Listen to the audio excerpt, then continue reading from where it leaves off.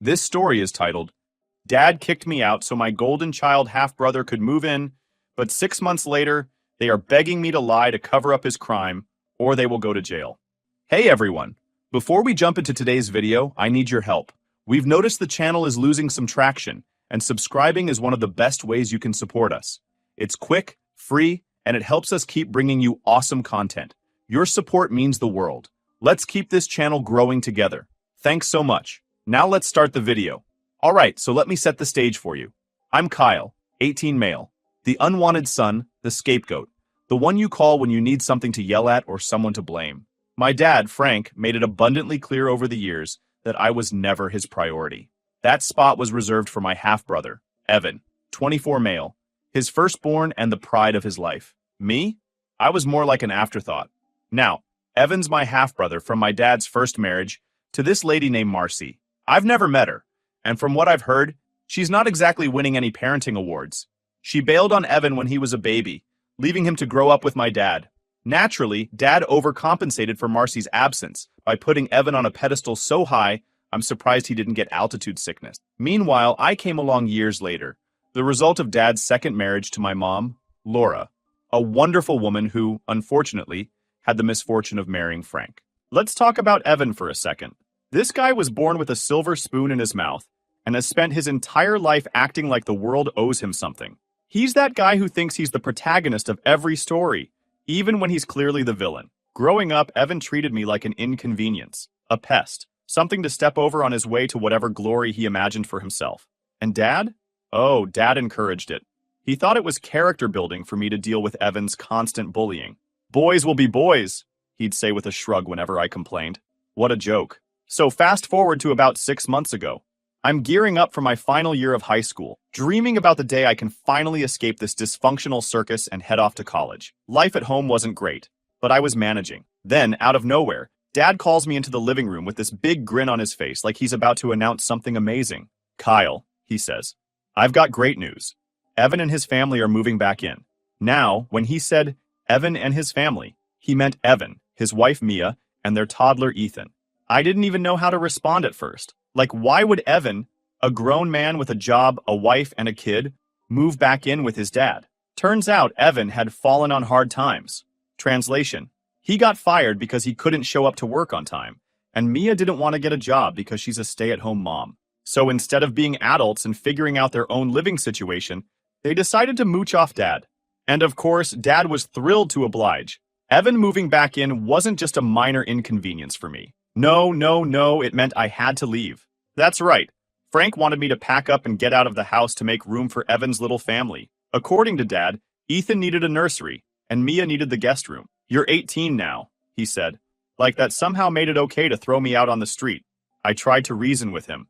Why can't they just take the guest room and leave my room alone? I asked. It was a fair question, but Dad wasn't having it. They need more space, he said. You're practically an adult. It's time for you to stand on your own 2 feet. Stand on my own 2 feet? Are you kidding me? I was still in high school.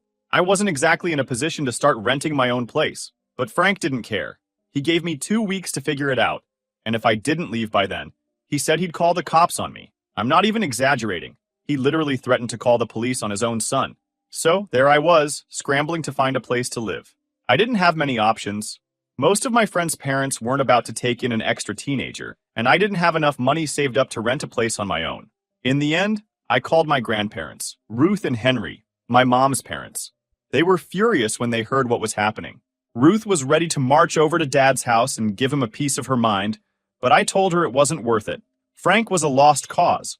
They came to pick me up in their truck, and I spent a full day packing up my stuff. Frank didn't even say goodbye when I left. He just stood in the doorway with his arms crossed, looking annoyed that I wasn't moving fast enough.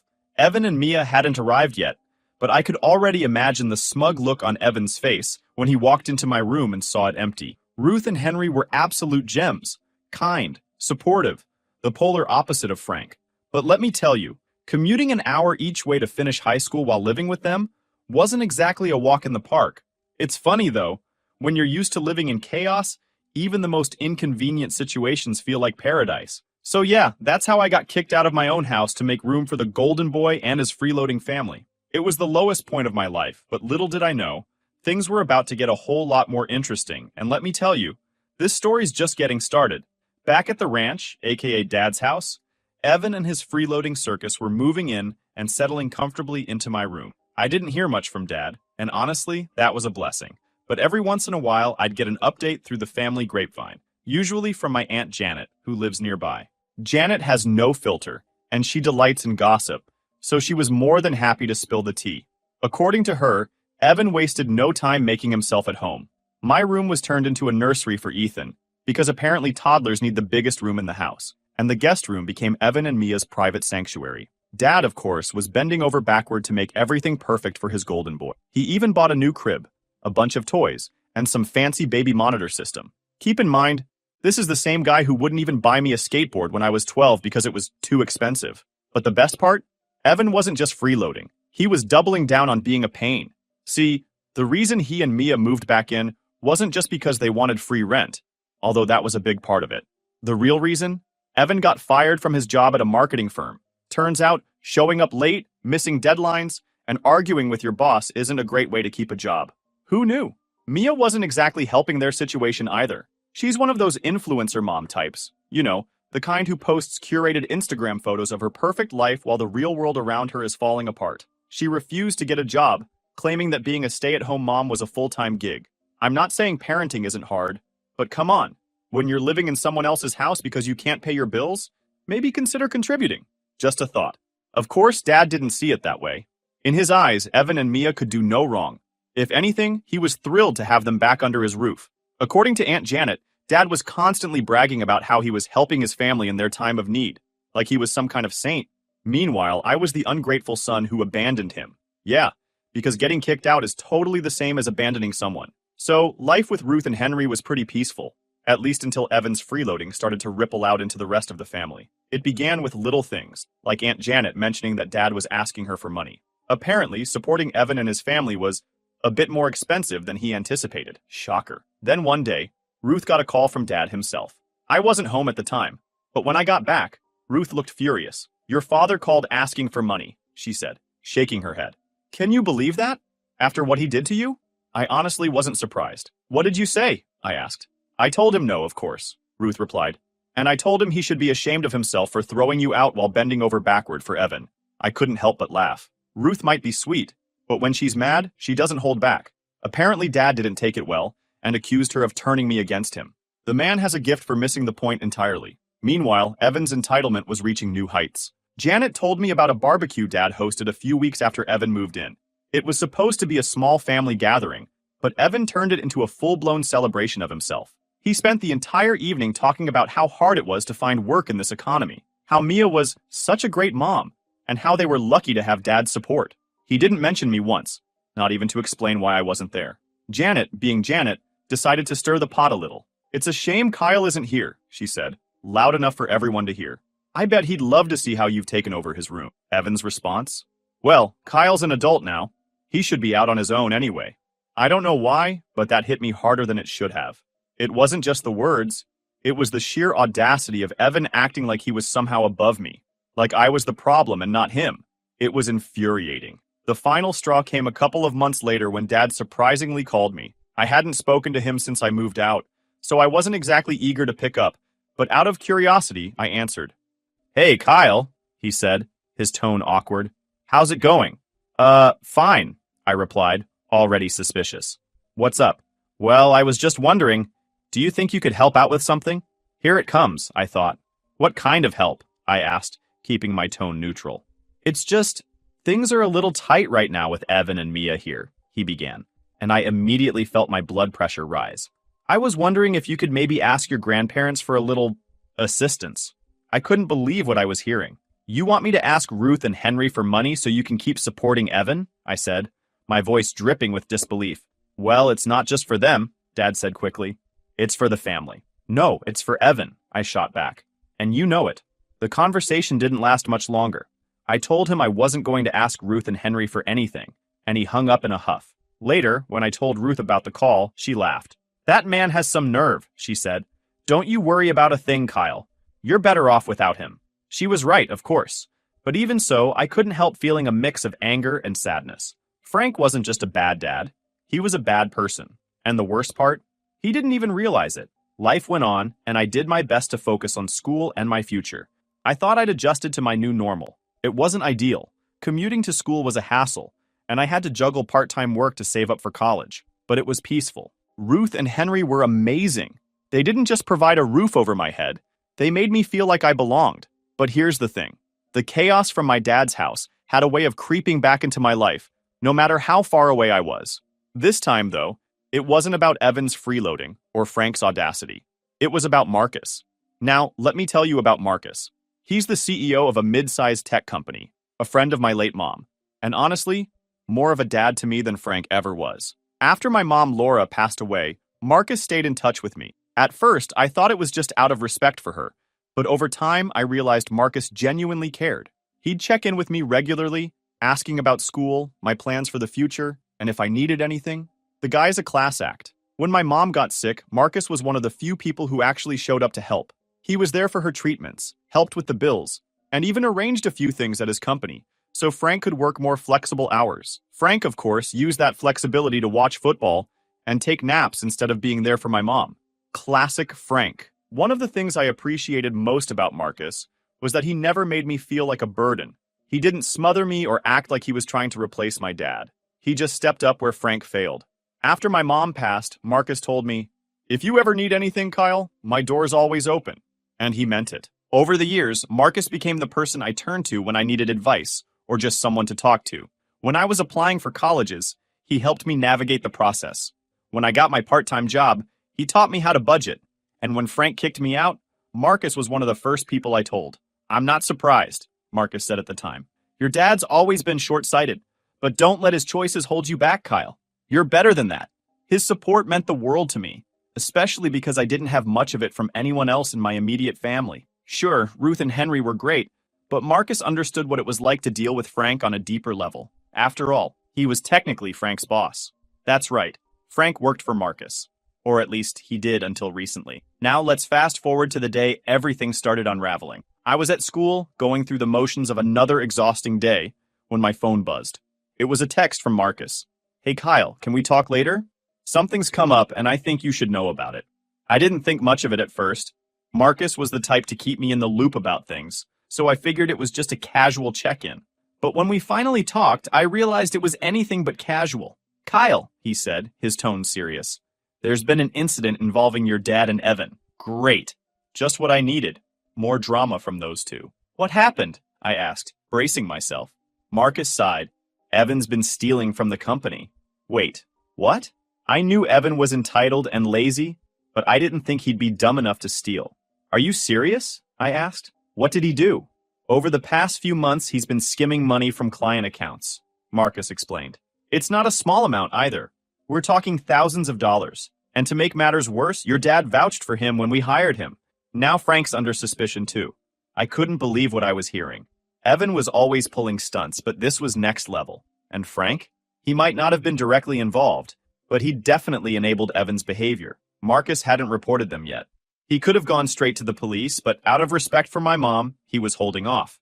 "I wanted to give them a chance to make it right," he said, "but they're running out of time. If they don't pay back what they stole, I won't have a choice." I was furious, but also weirdly vindicated. For years, Frank had treated Evan like he could do no wrong, and now it was blowing up in his face. I thanked Marcus for letting me know, and told him I'd keep him updated if Frank or Evan reached out to me. Sure enough, it didn't take long for Frank and Evan to come crawling. A few days later, they showed up at Ruth and Henry's house unannounced. I was in the middle of studying when Ruth called me to the living room. "Your dad's here," she said, her tone dripping with annoyance. I walked in to find Frank and Evan sitting on the couch, looking desperate. It was the first time I'd seen them in months, and honestly, they looked like crap. Evan's usual smugness was gone, replaced by a nervous energy that made him look like a kid caught stealing cookies. Frank, on the other hand, looked defeated, like he knew he'd screwed up but wasn't ready to admit it. "Kyle," Frank started, his voice shaky, "we need your help." I crossed my arms and leaned against the doorframe. "With what?" "It's about Marcus," Evan said, jumping in. "You're close to him, right? He likes you. He trusts you." "Yeah, so?" I asked, already knowing where this was going. Evan hesitated, glancing at Frank for backup. "We need you to talk to him," Frank said. "Convince him that this was all a misunderstanding. Tell him we were using the money for your college fund or something? I couldn't believe what I was hearing. You want me to lie for you? I asked, my voice rising. After everything you've done to me? It's not lying, Frank said quickly. It's bending the truth. Kyle, we're family. Family helps each other. Funny, I said, laughing bitterly. Because you've never helped me. You threw me out to make room for Evan, remember? Frank had the audacity to look hurt, like I was the bad guy here. That was different, he said. This is serious. If Marcus doesn't believe us, we could go to jail. I stared at them for a moment, taking it all in. The desperation, the entitlement, the sheer audacity of their request. Then I said the one thing they didn't want to hear. No. Their reactions were priceless. Evan's face turned red, and Frank started stammering, trying to guilt-trip me. Kyle, please, he begged. Don't do this. You're my son. Yeah, I said. But you've never acted like my dad. I'm not going to help you. End of discussion. After walking out on Frank and Evan's ridiculous request, I was feeling a mix of emotions. On one hand, it was satisfying to finally stand up to them after years of being their punching bag. On the other hand, I couldn't shake the sheer audacity of their scheme. They seriously thought I'd swoop in and save them with some bogus story about a college fund? Unbelievable. The next couple of days were quiet, or so I thought. Frank wasn't about to let me off the hook that easily. Sure enough, my phone buzzed with a text from an unfamiliar number. It was Frank. Kyle, we really need to talk. This is serious. Please call me. I rolled my eyes and ignored it. But Frank wasn't done. He started calling from different numbers, leaving voicemail after voicemail. They all followed the same script. Guilt trips, desperate pleas, and a sprinkle of, "You're my son, Kyle. Family helps family." I blocked every number he used. I was done. If he and Evan wanted to weasel their way out of this mess, they'd have to do it without me. But Frank was persistent. When he couldn't get through to me, he tried going through Ruth and Henry. One evening, while I was upstairs studying, Ruth called me into the kitchen. Kyle, she said, her tone tight, your father left a message on the landline. Of course he did. What did he say? I asked. He wants us to convince you to help him, Ruth replied. He says they're in big trouble, and you're the only one who can fix it. I let out a bitter laugh. Fix it? He's delusional. Henry, who was sipping coffee at the table, chimed in. You're not getting involved in this nonsense, are you? Not a chance, I said. They're on their own. Ruth sighed. Good, because whatever mess they've made, it's not your responsibility, and it's certainly not ours. A few days later, Evan decided to try his luck. I was at work when he showed up at Ruth and Henry's house unannounced. Ruth called me after he left to fill me in. That boy has no shame, she said. He came here all smug, thinking he could charm us into convincing you. I could practically hear the disdain in her voice. What did he say? I asked. He claimed it was all a misunderstanding, Ruth explained. Said Marcus was overreacting and that you could clear things up if you just talked to him. And what did you say? I told him to leave before I called the police, Ruth said with a huff. I'm too old to deal with this kind of nonsense. Bless Ruth. She wasn't about to let anyone drag me into Frank and Evan's mess. Still, their persistence was starting to get under my skin. It wasn't just annoying, it was insulting. Did they really think they could guilt me into risking my own future for their crimes? Meanwhile, Marcus and I stayed in touch. He'd call every so often to update me on the situation. According to him, Frank and Evan were scrambling. They'd promised to pay back the stolen money, but hadn't delivered a single cent. Time was running out, and Marcus was losing patience. I've given them every opportunity to fix this, Marcus said during one of our calls. But they're not taking it seriously. If they don't come up with the money soon, I'll have no choice but to involve the authorities. Do what you have to do, I told him. They made their bed. Marcus sighed. I know, Kyle, but it's frustrating. Your mom always tried to see the best in people, and I guess I'm trying to honor that. But there's only so much I can do. Hearing Marcus talk about my mom hit me harder than I expected. She was the glue that held our family together, the one who always believed people could change. But Frank and Evan had taken her kindness for granted. They didn't deserve Marcus's patience, and they certainly didn't deserve mine. The breaking point came when Frank showed up at Ruth and Henry's house himself. I was out with friends when it happened, so I only heard about it after the fact. Ruth was furious. Your father has some nerve, she said when I got home. He barged in here, uninvited, demanding to speak with you. What did you do? I asked, half expecting to hear that she'd thrown a rolling pin at him. I told him to leave, Ruth replied. He refused, so I called Marcus. Wait, what? You called Marcus? Yes, Ruth said. I told him what your father was doing and asked if he could step in. Marcus said he'd handle it. I didn't know whether to laugh or be impressed. Ruth wasn't playing around. And Marcus? He wasn't either. A few days later, Marcus called me with an update. Kyle, I've spoken to your father, he said. I made it clear that his behavior is unacceptable. If he contacts you or your grandparents again, he'll face legal consequences. I felt a surge of relief. Finally, someone was holding Frank accountable. Thanks, Marcus, I said. I appreciate it. Don't thank me yet, Marcus replied. Your father's not out of the woods. If they don't pay back the money, I'll have no choice but to file charges. That wasn't my problem, though. So, after Marcus put the hammer down on Frank and Evan, you'd think they'd get the message and start cleaning up their mess. Well, they didn't. Instead, they doubled down on their stupidity, trying to scheme their way out of the hole they dug. But here's the thing. When you spend your whole life stepping on people, karma eventually comes around, and I was more than happy to give it a little nudge. At this point, I'd already decided I was done with them. I'd blocked Frank and Evan on every platform, warned Ruth and Henry to stay vigilant, and focused on moving forward. But even when you try to distance yourself from drama, drama has a way of finding you, especially when you've got people like Frank and Evan in your orbit. One day, Marcus called me with some news that made my jaw drop. Kyle, he said, I've discovered something new about your brother. Do I even want to know? I asked, already bracing for the worst. Marcus chuckled dryly. Probably not, but here it is anyway. Evan wasn't just skimming money from the company. He was also using a company credit card for personal expenses. Oh, for the love of... What was he buying? I asked, half laughing at the absurdity. Luxury items, Marcus replied. Watches, designer clothes, even a set of golf clubs. The man's been living like he's still making six figures. I couldn't help but laugh. Evan's entitlement knew no bounds. Not only had he been stealing, but he'd been flaunting it like he was the star of a reality show. And now, the receipts were piling up. Literally. Marcus was done playing nice. I've given them every chance to make this right, he said. But they've ignored every warning. It's time to take this to the next level. I didn't have to ask what that meant. Marcus was gearing up to file charges. And honestly, I couldn't blame him. Frank and Evan had treated his generosity like a blank check, and now they were about to face the consequences. Still, a part of me couldn't shake the feeling that this wasn't enough. They'd spent years making my life hell.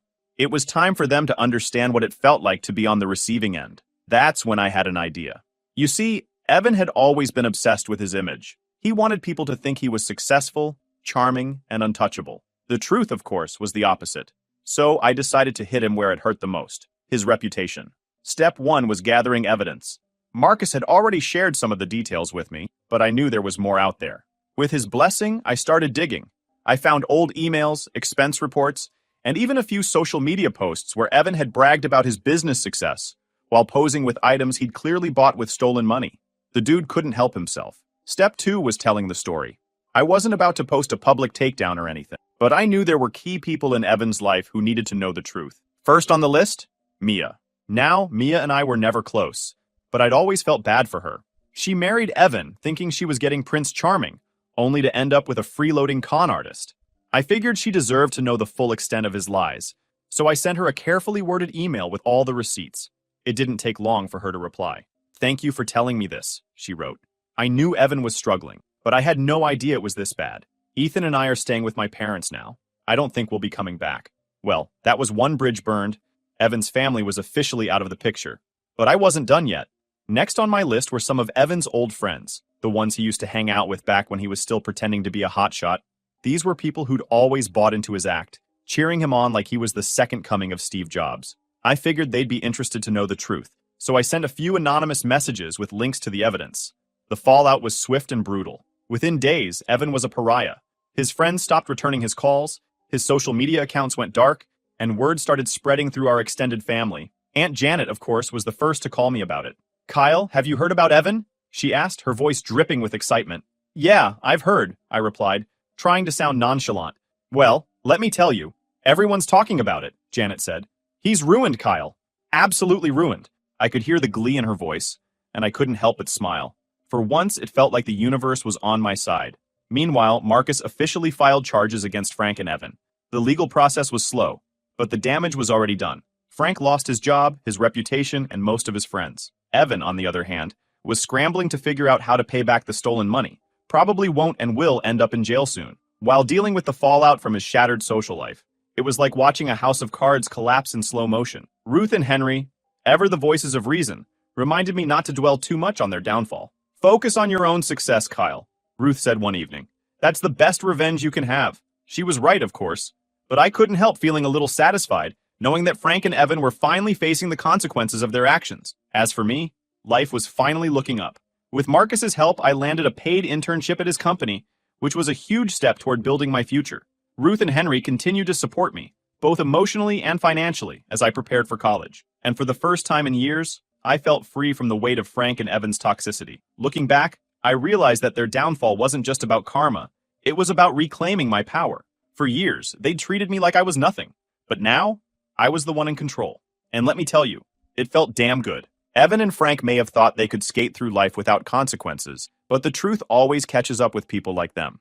In the end, they weren't just exposed, they were defeated. And me? I came out of it stronger, smarter, and ready to take on the world. If that's not a victory, I don't know what is.